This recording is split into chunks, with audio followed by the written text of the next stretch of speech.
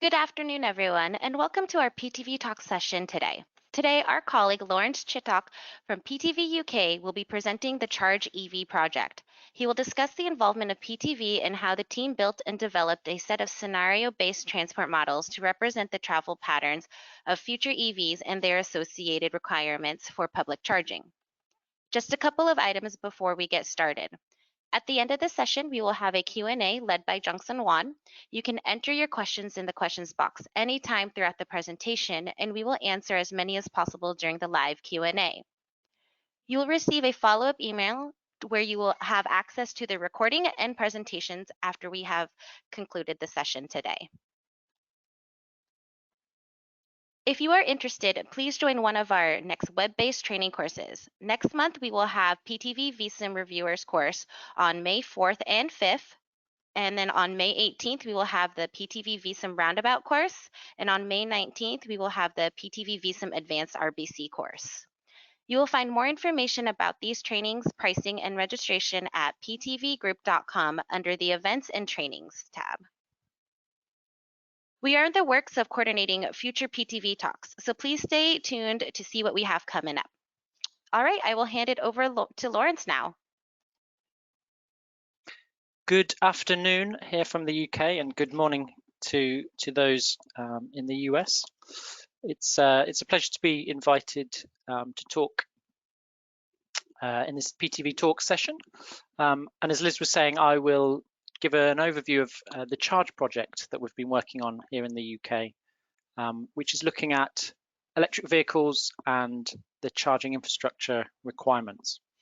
I'm Laurence Chittock, a transport modeler and project manager for PTV UK.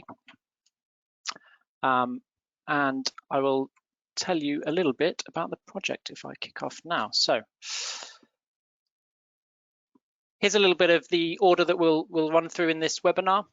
I'll go into a bit of detail about why electric vehicles, why do we need to understand their infrastructure and charging needs, the method we've applied using PTV Vissim, our software and model, some of the results I'll show. We have a website where the project results are being launched. And then we'll wrap up, as Liz was saying, with a Q&A with Jungsun. So if you have any questions, do just pop them into the chat as we go along.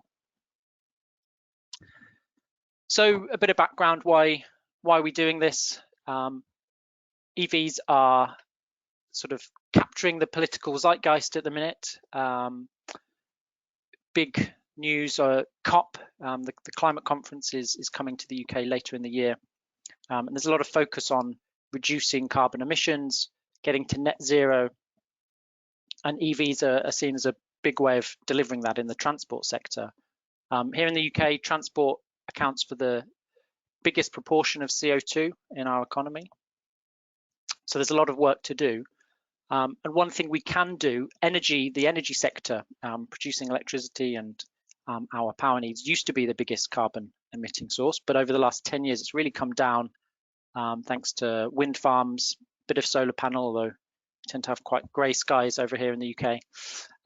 So mainly wind, and the decarbonisation of the energy sector is something that electric vehicles can sort of piggyback onto.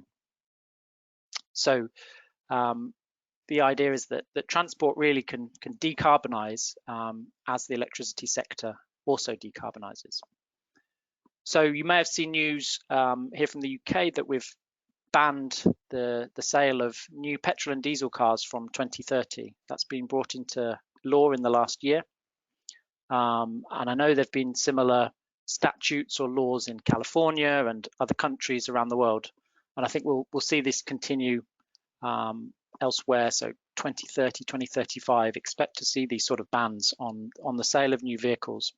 What this means is there's going to be a big transition, not just for the auto sector, selling these cars, getting them out, producing batteries, the gigafactories that Elon Musk is popping up all over the place, but also the charging infrastructure. And the little map on the side there you can see was a news article sort of saying how prepared is your area for electric cars. And certainly in the UK, and it would be the same in the US, some areas are better than others. California's had quite a good history with electric cars, and I know there's a Tesla charging network, but it wouldn't be the case in every state. Some will be better than others, some cities will be better than others. So we can sort of help map that out, and we can understand the infrastructure requirements. I'll pop another image up here on screen. This may or may not be the street that I live on. It shows quite typical sort of houses here in the UK, in cities at least. Our project is based in the northwest. For those soccer fans, it's Liverpool is at its heart, and there are quite a few streets like this in Liverpool, where we have terraced houses, no driveway. So you have to park your car on the street, and what that means is you don't own the street. You can't put a charging point there. So the question is, for all of these cars here, you can see none of them are EV. Where do you charge them? And that's part of the question that we're trying to solve. So the Charge project is an innovation project. It's being funded by the UK Energy Network Regulator, Ofgem, and led by Scottish Power Energy Networks. So they run the distribution network in this region in the UK. If you're not too familiar with how the electricity network operates, you have the transmission network, which is your power lines, power stations, and your wind farms feeding in. And then you go down to the distribution level, which is where it gets dropped to lower voltage, and it's distributed through sort of power cables and substations into people's homes. And that's the area that we're focusing on. So we're looking at how do you connect charging points to this distribution network. And throughout this network, there are capacity constraints. So every substation, every transformer on the electricity network will have a rated capacity of 500 kVA or something like that. So a limit on it of how much power you can run out of that transformer. And there'll be a capacity to how many additional charging points or extra load you can add on.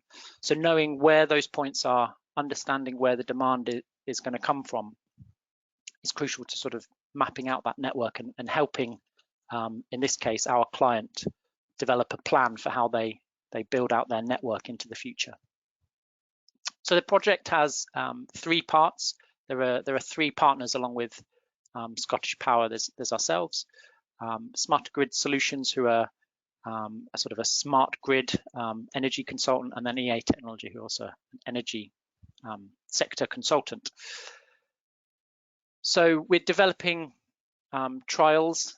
This isn't PTV's element. This is one of the partners developing trials for smart charging. We're developing a connections tool. So I'll show you that later in the talk. I'm mainly going to talk about our element, PTV's element, which is this combining transport planning with network capacity data to really find that treasure map of where do you need charging points, but also where can you connect them, where can you plug them in. Find out more if you wish. That we have a website, a project website there. I'll put up at the bottom. Lots of news coming out of there. We're set to launch this website that I've mentioned some point in the summer, around July time. So stay tuned, check it out. We'll have some nice results up there. But I can show you a sort of a developer's version today. So what were we trying to do? Here's our brief. Essentially, I've sort of distilled it into the main thing that we were looking at, which is we wanted to develop multiple scenarios. No one really knows how the EV market is going to progress. You know, things like COVID, no one was predicting. So there's a lot of uncertainty of, you know, how many EVs are there going to be on our roads in 10 years' time. So we've developed different scenarios to look at that and estimate the requirement for public charging infrastructure all the way out to 2050, which lines up with the UK's net zero target. So some requirements for this model in particular, we needed to represent EVs. That's pretty plain. We wanted to understand where EV uptake is more likely. It'll be the same in the US with you guys. You know, new Teslas don't come super cheap, so It's going to be in the more affluent areas you'd think, but we sort of played around with this in our scenarios. If you do have a driveway, not like that person there with a lamppost, but if you have a driveway, again, you're more likely to get an EV because it's just going to be easier to charge. So we looked at EV uptake. We wanted to understand energy requirements. So for Scottish Power, they wanted to know how many megawatts are we talking here? Where do we sort of build out the capacity in our network? Do we need to build new substations to understand if we can meet the demand coming? For a bit of context, an electric vehicle typically adds about the same amount of electricity demand as a whole house. So if you think buying a new electric car, it's almost like putting a new house on the electricity network. So in theory, we can end up doubling the demand for electricity. This won't happen overnight, but it is something that needs to be planned over the next sort of 10 to 15 years. We wanted to look at different charging options. So there's at-home charging on a driveway. There's this on-street charging in a lamppost, traveling at a charging at a supercharger, a Tesla supercharger or equivalents on the highways, or at destinations, supermarkets, places like that. And we wanted to understand what the reliance on that public infrastructure is likely to be. And then looking from the start, this was an innovation project, so we needed to be flexible, handle various scenario inputs, and understand that we were developing something new here for the first time. So we tried to develop a flexible approach. So if you're familiar with Vissim, you might be familiar with the tour-based or activity-based model. If not, the activity-based model is essentially a trip chaining model. So we represent what are called tours, which is any sort of home to work to shop to home type sequence. So we're not just looking at single trips, but we're focused on a full tour.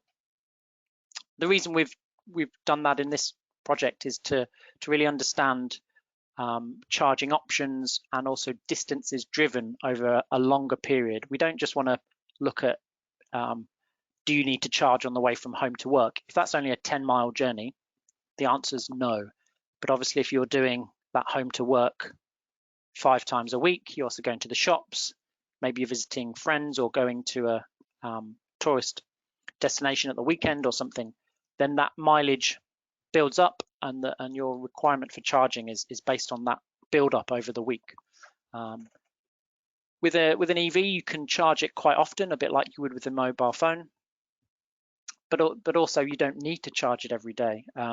So you don't top up for gas every other day. It's sort of once a couple of weeks maybe. So a bit about the model build. We developed it using many of the standard inputs that we use here in the UK and in Europe. But again, it'd be similar for you guys in the US. So we purchased a commercial road network from TomTom. We used census data, so that's sort of collected every 10 years here, and it gives a real in-depth detail in sort of population and person segments and things like that.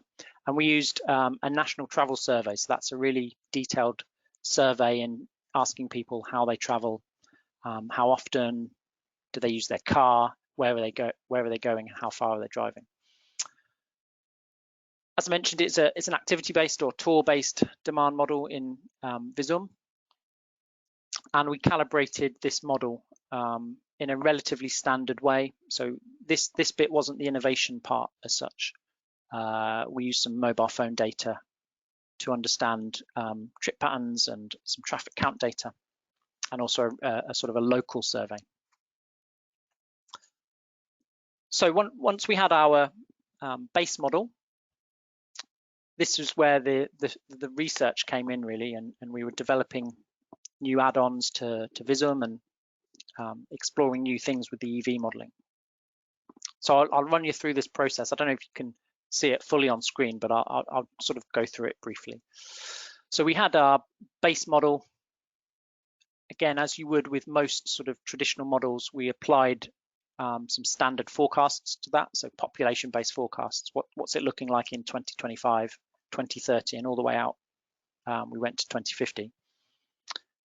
From that, we produced a forecast of travel, and then we took the tours, which is that home to work, to shop, to home, and we assigned them to individual cars in our case, because we wanted to understand the car. We're not actually interested in people, as is normally the case in modeling. It's actually the vehicles we're really interested in here. So we assigned them to cars, and then we chained all of those tours together. So essentially we produced a sort of an agent-based model, but just for this EV bit. And this is what it looks like coming out of Vissim. So this is what we call path sequences, and you can produce these from the tour-based demand model. And they're sort of a diary of trips. And here you can see from home to work to other, and back to home, that sort of thing. And there'll be distances associated with that, departure times. All of this can be pulled out of Vissim with the tour-based model. And we pulled that all together to give sort of a diary over a week. Okay. I will talk a little bit about our scenarios as well. So as I said at the top, it's a really uncertain future. We don't know how many EVs they're going to be, but you know, the client and the brief of the project, they wanted to look out to 2030 and beyond to understand how are they going to have to plan their electricity network. So we came up with a set of scenarios, and this is quite a popular way at the minute to forecast where there is uncertainty. And these were the 4 that we came up to, if you can see them here on screen. And they pivoted off these 2 axes. So we had high EV uptake or low EV uptake. And then what is the requirement for charging infrastructure? That's also partly what we were trying to solve, but it's to do with if we assumed people had a driveway, are the EV drivers, can they all charge at home, or are they reliant on that public charging network? So we sort of varied that, and we varied the EV uptake to give us these 4 distinct scenarios. And these scenarios define how many EVs we're expecting in the region, who is likely to buy them, some of the vehicle technology. We went down to that single car level. So we said, you know, what's a typical battery range likely to be in 2030? And does the individual have a dedicated charging supply? Can they charge at home, or are they reliant on that public charging? So this was done sort of in the project as the innovation piece. We developed what we call a charging model. So we took all of these travel diaries at a car level, and we combined them, and I'll just sort of scroll through some graphics on screen here. So we have a household here. Let's say it doesn't have a driveway, you can't charge at home. So this EV maybe has a 40 kilowatt hour battery, that should say, 200 kilometers of range, although they're getting much better. So expect to see sort of 400-500 kilometers of range soon. And maybe they travel to work. That trip on its own is only 20 kilometers. Okay, you don't need to charge. They then go to the shops, another 5 kilometers, and then they travel home, and they maybe do the same the next day, but this time it's a weekend, and they go and see family, and it's 50 kilometers away, and then they turn up in central London and find Big Ben, and it's 50 kilometers away, and then they have to drive all the way home. So what I was sort of saying about this combination of travel distances and trips, we wanted to consider all of that, and to understand how do people travel across a whole week, what are their charging needs based on that travel. And then we assessed all of these options as potential charging locations. Could someone charge at work? This person doesn't have a driveway, so they can't charge at home. So maybe they need to charge at the shops. Maybe they charge here, or maybe they charge in the tourist destination.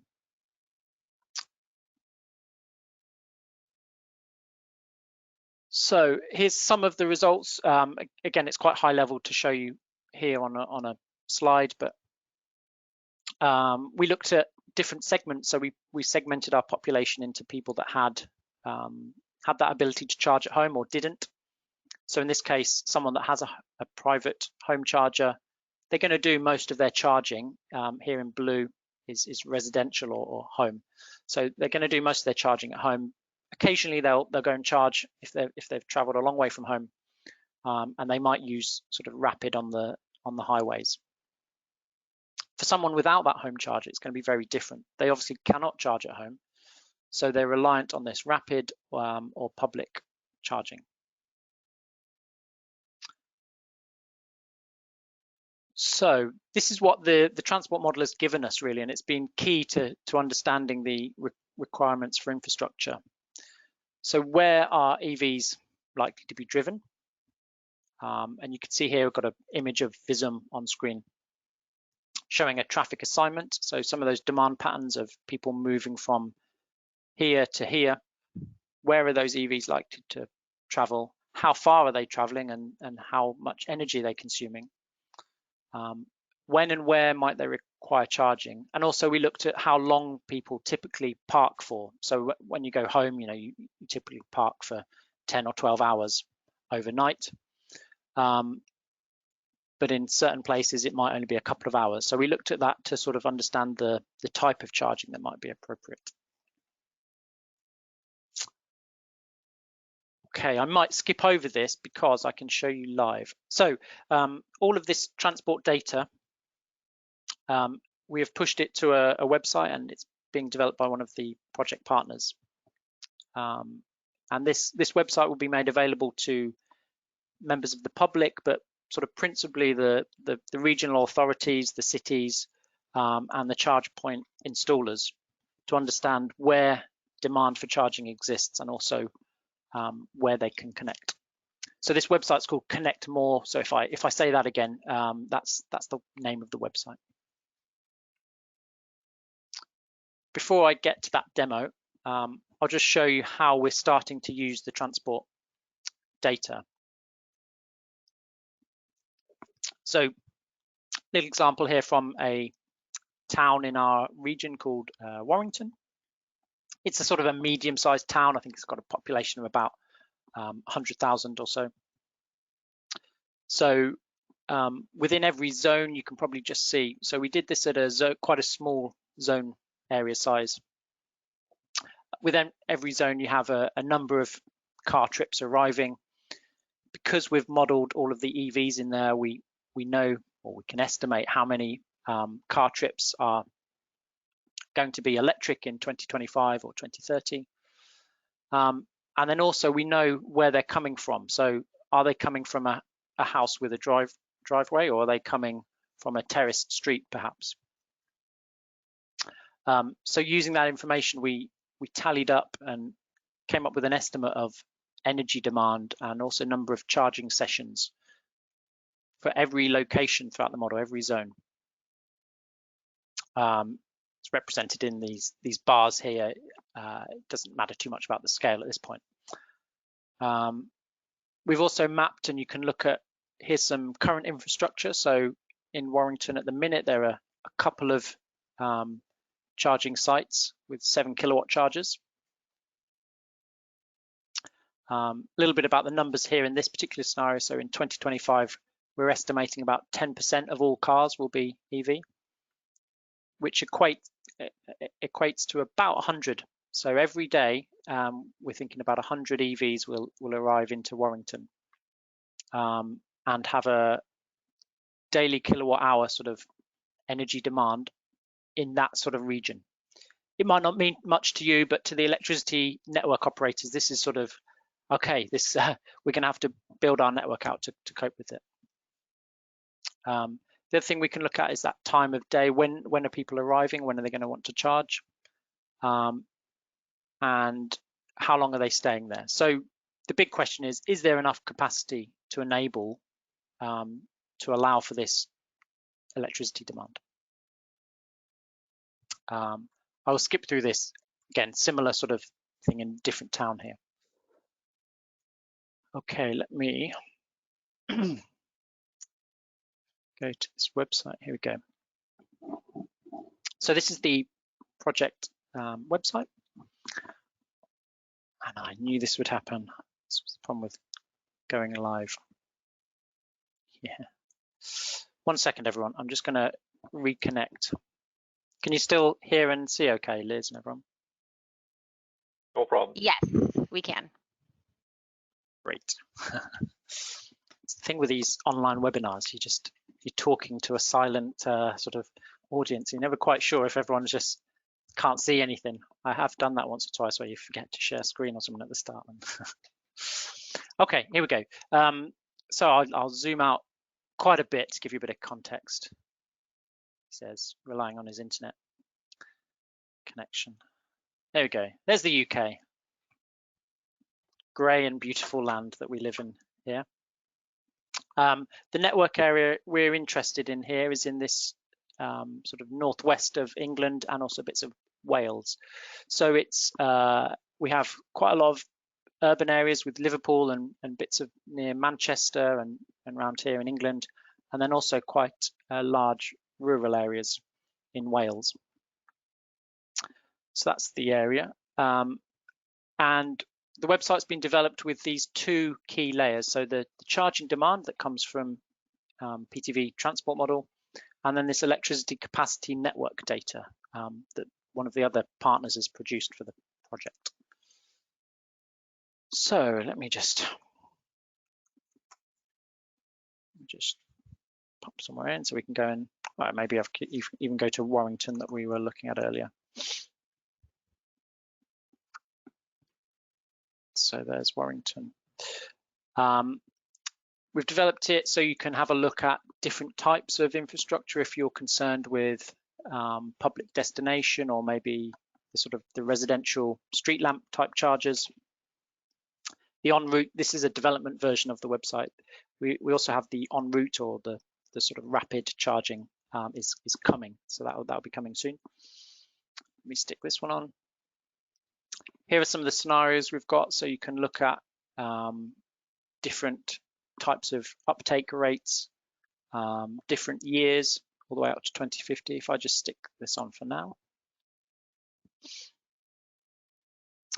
And there we go. So essentially it produces a little heat map just to color in zones where we're expecting a bit of demand. Doesn't tell you too much at this point. So let me zoom in. You can see in Warrington, because it's an urban area, it's all coming up red, but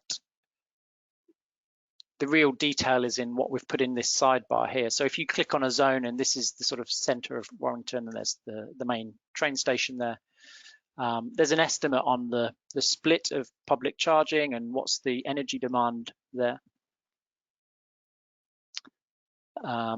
A bit about the dwell time distribution. So it's quite a low dwell time, which suggests it's used for shopping or other purposes where people are coming in for sort of less than 3 hours.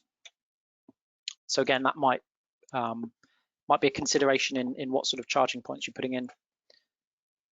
What's the energy profile per charging session? So how much are people likely to need to top up? And that's based on their sort of trip distances and their frequency of ability to charge, whether they can do it at home or not. So here it's sort of up to 15 kilowatt hours seems to be the average, again, that we've estimated. And then the number of sessions per day. So this is 2030 here. So we've got quite a high EV uptake at this point. And we're estimating in the magnitude of sort of 200, just in this zone here, 200 charging sessions are needed every day. One final thing, we've broken that down by the different speeds that might be appropriate. So again, if you're a charging point installer, you can sort of use this data to say, okay, if we had a mix of some 7 or 22 kilowatt chargers, that would satisfy, about 80% of people in this area. And then we could have a few sort of 50 or above, maybe 100. Again, we're not, in this particular example, I'm not looking at those rapid chargers that you'd have on the highways that can be 150 or even 350 kilowatts. a little bit on the distribution in the day, and some other future scenario information. So there we go. Let me also stick on the capacity map. It says this is working. Yep, this is the problem with Warrington, obviously. Okay, we'll zoom in here. Have it, there we go. So this is the capacity data, and this goes down to really granular level. So this is at a street level, and you can look at the sort of the kVA, which is the rating of your charging point that you'd put in. You can say, if I want to put in 100 kVA, where could I connect? And essentially, we've got different colors for green is good, red is bad, and orange is somewhere in the middle. So if it's red, it's unlikely you'll be able to connect there because there's just not enough capacity in the cables or the substation here to be able to host a charging point with that much power. But of course, if you just stick it across the street here, then you can go and connect some charging points. So that's really sort of detailed and useful information for the charge point installers. As it currently stands, they've been going in blind. So they might know that they want to put a charging point here, but they'll just put the request in here, and Scottish Power will come back to them and say, look, we can't really put in charge points there. I'm afraid it'll cost quite a lot because we have to upgrade the local transformer. That might cost, 100,000 or 50,000 or something in that region, quite a bit of money. But if they'd only connected or put the request in for here, then you can do it without any other additional costs. So that information is proving to be really useful when we're trialing that with some of the partners in the project at the minute. I can revisit, when we get to the Q&A, I can revisit this website, and we'll, if you've got any questions about it, it'd be good. As I say, the electricity network data goes down to the street level, and it's just crashed there, which is typical because it's still a development version. And then the transport model data is available here in this at this zonal level or in the sidebars. Right, I will finish off my presentation here. I can flick back to this. Okay, a couple more things. So the aim of this project was to help the electricity network operator, Scottish Power in this case, understand what the growth in demand is likely to be. And again, our transport model can help with some of that. So we can look at some of the scenarios and we can say by 2030 or by 2035, what's that growth looking like? And again, these numbers don't sort of mean anything on their own, but it's megawatt hours of growth in electricity demand across the region, and we can break that down by city or by every zone to say here's what we anticipate. Again, it's obviously all estimates and forecasts, but it gives them an idea of the scale of the challenge. How much more electricity are they going to need to not only produce but also build the cables and the wires to distribute it to houses and to car parks for charging points. So I will close out with a bit of a summary. So Charge has been going now for 18 months or so, a little bit longer. And we're finishing up. The project website will be launched this summer. It's been an innovation project to understand future charging requirements for EVs.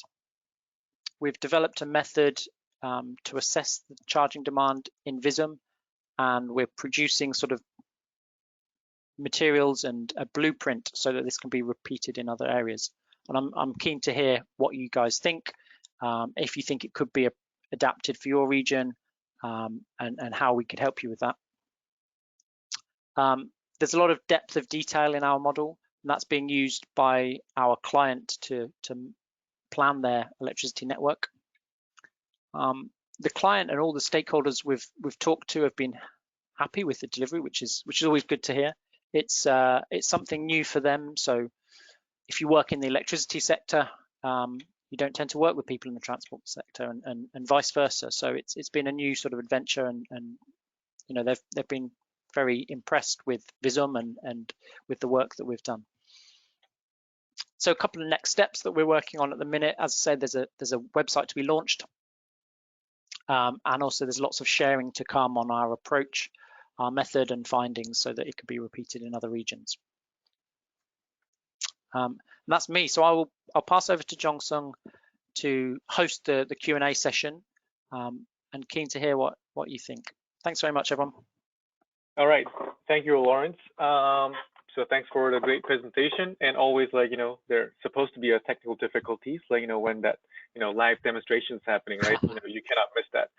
Yeah. So the first question that I have is like, you know, can you point out any part where you thought, like, you know, while you're working throughout this project, like, was there any part where you could point out as, like, you know, the biggest challenge that you had was, like, you know, what was the most challenging piece while you were working on this project? Yeah, good question. I mean, one challenge that I can't not mention is this thing called COVID that hit. Oh. We were okay, to be honest. It hasn't been too bad. We managed to work from home and, you know, get on with everything there. So that wasn't too bad. It could have been worse. Obviously, that was quite a big consideration. We did a lot of our scenario planning before COVID, so we did that in 2019. And funnily enough, we didn't think of it. But ultimately, we don't think it'll affect sort of our forecast for 2025 and 2030 too much, within the bounds that we were considering different EV uptake rates. So that was one challenge. In terms of the actual method, just trying to work out how you can sequence EVs in a transport model, and how you can calculate their energy demands. Typically, you do it on most models are built on a trip basis, as you know. And working out how we could have done that with just a trip-based model was tricky. So we sort of started thinking along those lines. And then we had to develop quite a lot of new methods, really. So we developed a lot of scripting to handle all of these travel diaries, and then work through, okay, if you're traveling 100 kilometers across a week, it equates to this much electricity demand. Where are people likely to want to charge? And then mapping that all in our model. So it was that element, really, the sort of innovation, the new bit. Okay. Then was there any sort of a consideration that you did put in for those, like, you know, shared modes? I mean, you know, just like, you know, shared rides or like shared vehicles or those types of stuff at all? It was certainly something that came up in the scenario workshops that we talked about. We haven't explicitly done it, so I should have mentioned at the top, actually. So the focus has really been on the private car market here, and sort of owned vehicles, or at least or leased vehicles that people are driving. The reason that we haven't focused on the shared rides is because there is a sister project called Optimize Prime. So they won the prize for the best project name.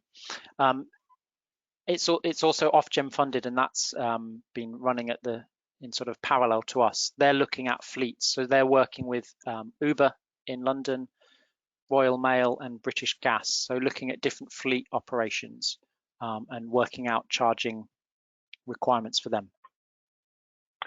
So we got a couple more questions, Laurence. Okay. How is the wind power compared to solar power in UK? You mentioned these two earlier, but it seems like solar might be a challenge to provide the needed power. How will additional needed power be provided to energize EVs?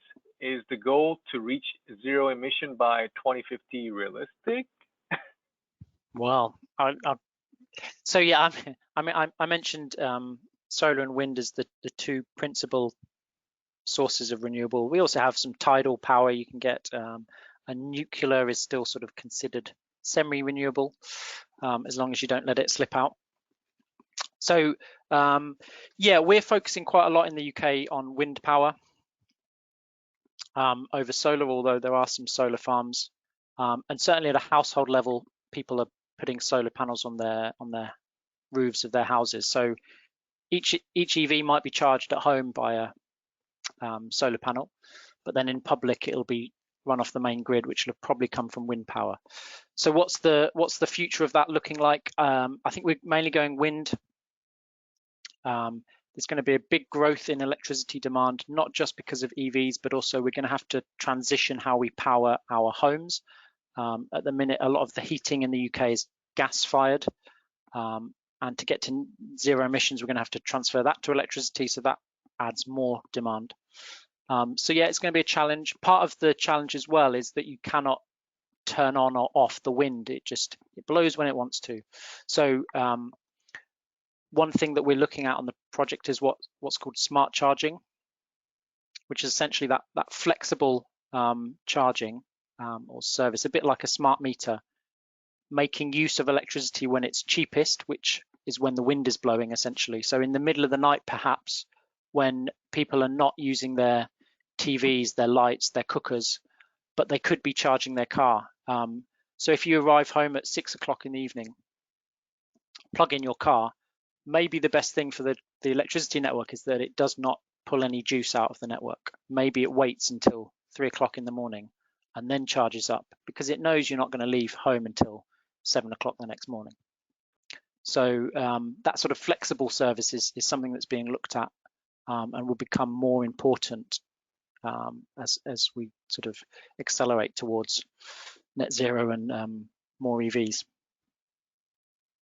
Oh. There's one final thing in there about feasibility. Do I think it's feasible?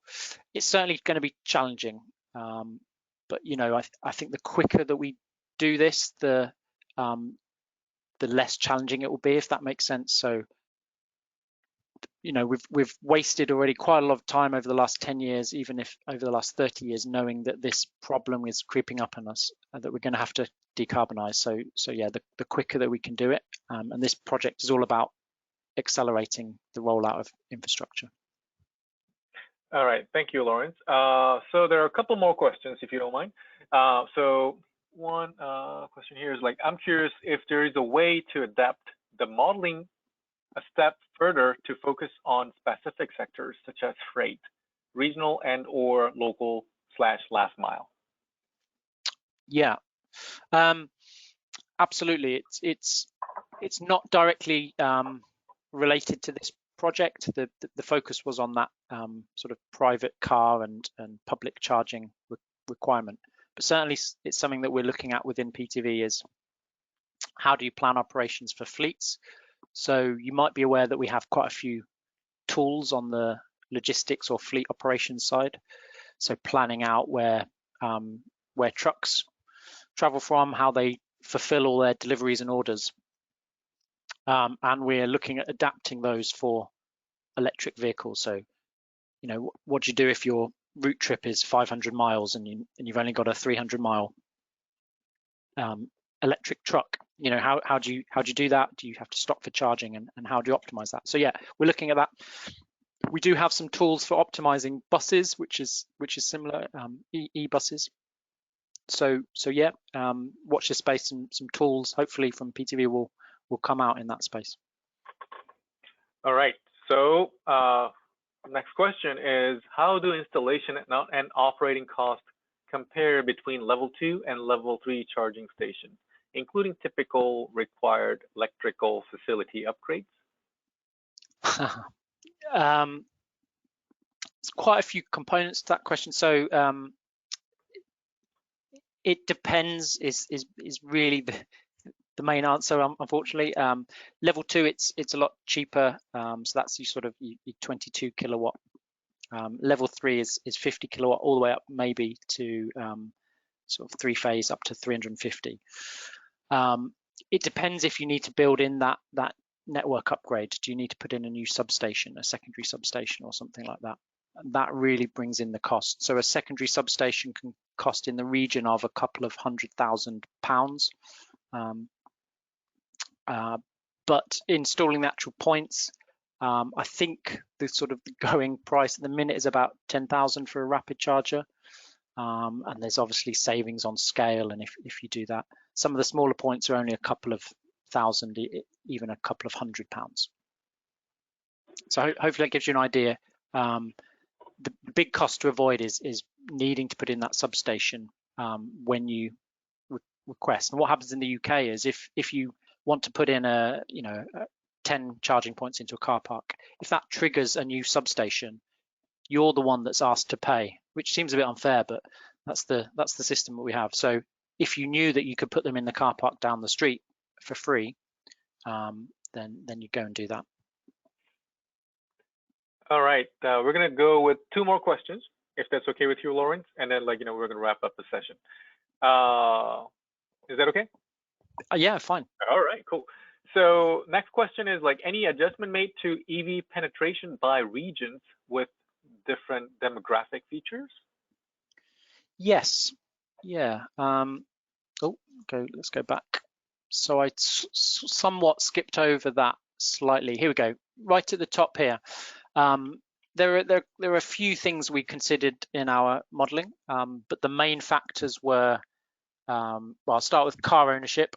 Obviously, the segments of our population that have cars are the ones we want to look at. So we divided our population into car available and car non-available. We split our population by income, and we weren't anticipating that EVs would be more expensive from 2025, 2030 onwards, but they're going to be new cars. So because there's not many around, there's not much of a second-hand market. They're going to be new cars, so they're going to be more expensive. So we looked at the higher income brackets, and we also sourced some data for off-street parking. So we got some data that had an estimate of which households have off-street parking, and we also sort of just did some scenario inputs, so making guesses basically. But they were the things, and we did that at a zonal level within every zone of the model. I think you can just about see there. So that's the EV proportion. So I think this is in 2025, and we've got from sort of less than 10% to over 20%. And you can sort of see here it's more in those sort of semi-urban areas where there's a fair bit of affluence. Okay. Yep. All right. So last question of today's session is this: were you able to reflect the location of large car parks? No, not strictly. We went down to these sort of small zone areas, and as you can see within each zone there might be several car parks, but we didn't explicitly map every car park in the model. That we sort of left that to say, look, here's how much demand we think is coming into this area. People might choose car park A over car park B. We don't really know. We weren't going to go down to that level. But obviously, if you look at that demand, you can say, okay, I've got 100 space car park here. We're looking at about 20% of those vehicles to be EV, of which maybe 5% might want to charge. So you may be looking at 5 vehicles or something that might want to charge in your car park. So that sort of thing. We did use OpenStreetMap data to help build the model. We used all sorts of tags in there to give us some trip attraction rates. So we used car parks as a trip attraction. We came up with a bit of a sort of a methodology that they've been using in PTV Germany as well. Sort of measures every shop and every attraction, basically every polygon in OpenStreetMap, and assigns it an attractiveness score, and that was used to help sort of build our model. All right, I think that was our last question that we were gonna try to answer. So thanks, Laurence, for your time today, and thanks everyone for each of your time. And hope this session gave you some insights, and if you found this to be interesting. So if you have any items that you want to reach out to us regarding this presentations or any items, please email us at marketing.us@ptvgroup.com. And as Liz has mentioned at the beginning, we're planning to come up with a couple more PTV Talks series down the road on Thursdays. So please stay tuned, and we're gonna get back to you with some other interesting presentations. Thank you all, and have a great rest of the day.